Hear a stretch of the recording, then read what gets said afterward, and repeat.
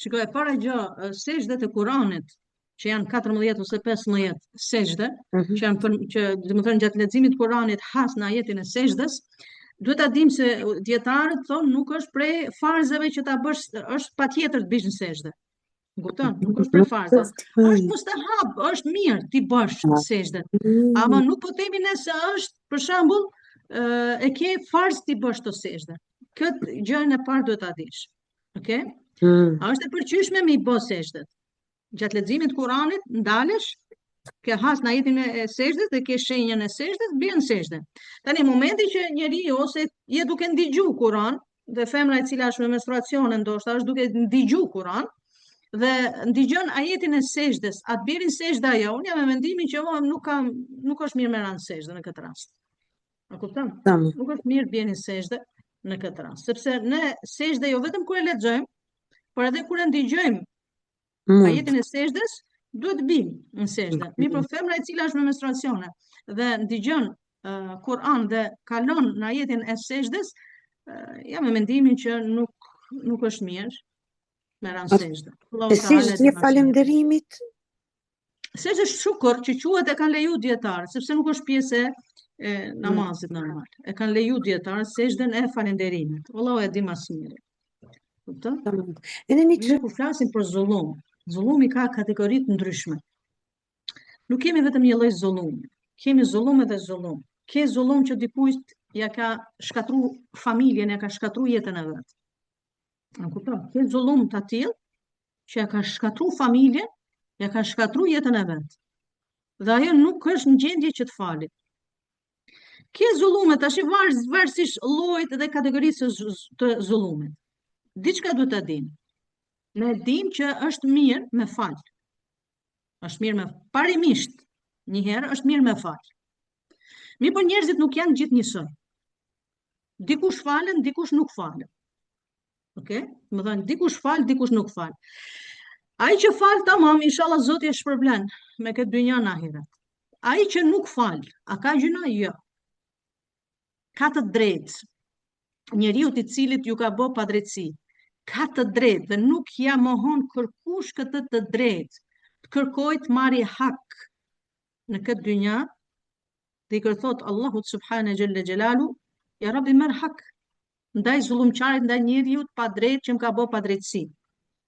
Dhe më pëlqeu një mendim i një dietari i cili tha, nëse tu ka bë padrejtësi, tu ka bë zullum, mjafton të thush për atë person, hasbi Allahu ni'mal wakil. Më mjafton Allah azza wa jall dhe Zoti Allah xhalla xhelalu është mbështetësi më i mirë.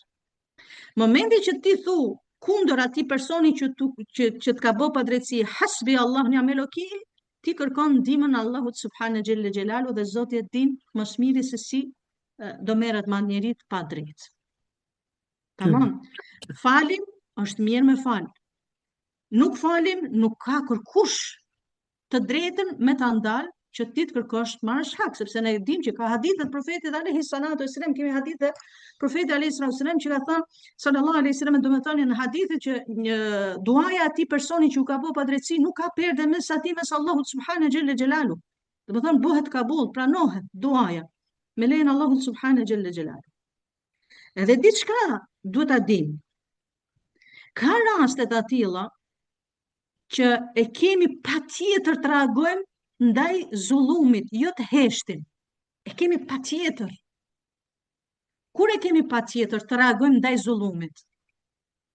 Jo të heshtim, jo të falim, sepse sepse nga herë kur fal zullumçarin, unë mund të bëj dëm më shumë. E dini pse? Sepse ai vazhdon me zullumin e vet. Nëse falja ime ndikon në vazhdimin e zullumçarit, në vazhdimin e zullumit të atij personi, në këtë rast nuk është mirë. Duhet mi vu prit. Duhet mi vu prit, prandaj duhet tim kur, qysh dhe rrethana të shikojmë kur falim dhe kur nuk mund falim. Prandaj tash më lart që nëse e shikoj një zullumçar që më ka bërë zullum dhe kur e falun atë zullumçarin, ai vazhdon me zullumin e vet, në këtë rast nuk është zemërgjërsi. Unë i kam dhënë akoma hapësirë atij njeriu të vazhdojë me zullumin e vet. Duhet i vim prit zullumit. Varësisht me kë ke punë, varësisht ku shashtë, varësisht në çfarë thana je, a kupton? A ke në familje, a ke në punë, a ke përgjegjës, a ke udhëheqës, çka e ke? Nëse vazhdon me zullumin e vet, unë e fali dhe ai vazhdon me zullumin ose ajo vazhdon me zullumin e vet, në këtë rast nuk është mirë. Mbyllen ndjehet komod, absolut. Dihet se vazhdon njerëzit dhe ai vazhdon me zullumin e vet, unë po e fali e për edhe vazhdon. Allahu Teala alem, po, duan të bëjnë vepra, mirë po nuk kanë mundësi ndoshta fizike ose financiare. Shembull, do ndikush ta fali namazin për shembull për ditë në xhami. Nuk mundet, fizikisht nuk mundet. Do ndikush ta fali namazin në kam, jo ult. Mirë po, shëndeti i atij personi nuk e lejon. Duhet falet ult. Apo jo? Ka njerëz të cilët duan shkojnë haxh. Nuk kanë mundësi financiare me shku në haxh, dëshirën e kanë flakt. Njëtin qëllimin e kanë të shkojnë, mirë po nuk munden. Këto njerëz të cilët duan bëjnë diçka dhe nuk munden të bëjnë për arsye fizike ose financiare, ne kemi përmend që në hadithet e profetit alayhis salam argumentohet që këto njerëz, inshallah, nëse qëllimet i kanë pas pastra për hir të Zotit, dëshirën e kanë pas flak për hir të Zotit, Zoti nuk i bën padrejtësi kërkujt. Allah Azza wa Jall do t'i japi këtyre njerëzve, do t'ia shkruaj sevapet sikur i kanë bën ato ibadete ashtu siç duhet. Për shembull, nëse dikush ka pas qëllim dhe dëshirën e flak të shkojë në haxh, mirë po nuk ka pas mundësi financiare të shkojë dhe vdes pa shku, kjo është myshde për këto njerëz, si myshde, për gëzim, sepse Allah Azza wa Jall këtyre njerëzve do t'i shkruaj sikur kanë shkuar në haxh. Pse do t'i shkruaj? Qëllimin, niyetin e kanë pas të pastër.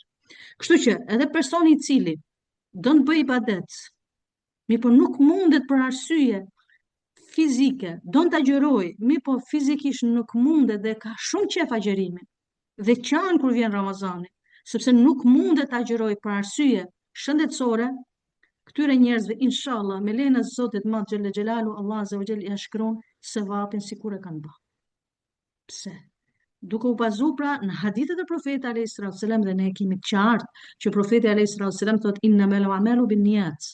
Vërtet veprat janë si mas njetit. Prandaj këtu ka shumë rëndësi njeti në Islam. Nëse njetin ne kemi të pastër, të bëjmë një veprim për hir të Zotit të Madh, sinqerisht, mirë po për arsye të ndryshme nuk kam mundësi fizike ose financiare, nuk kam mund ta bëj atë veprim dhe Zoti e din mundësitë, dije se inshallah shpërblimin e ketë Allah Azza wa Jall. Prandaj, as mos u dëshpëro, as mos u mërzit, as mos qaj, kur ti dëshiron të bësh një ibadet dhe nuk mundesh fizikisht, as financiarisht ta bësh atë ibadet, dije se inshallah Allah Azza wa Jall ka me ta shkruajt atë ibadet sikur ti e ke bën. Gjithë ato persona të cilët falen ul dhe gjatë jetës vet janë falë në kam, mirë për arsye shëndetësore tani falen ul, këtyre personave Allahu Azza wa Jall ja shkruan namazin dhe sevapin e marrin ashtu siç janë falë kur kanë qenë të shëndosh fizikisht. Kanë qenë të shëndetshëm fizikisht, njësoj e kanë shpërblimin. Sa njerëz ke për shembull në xhami?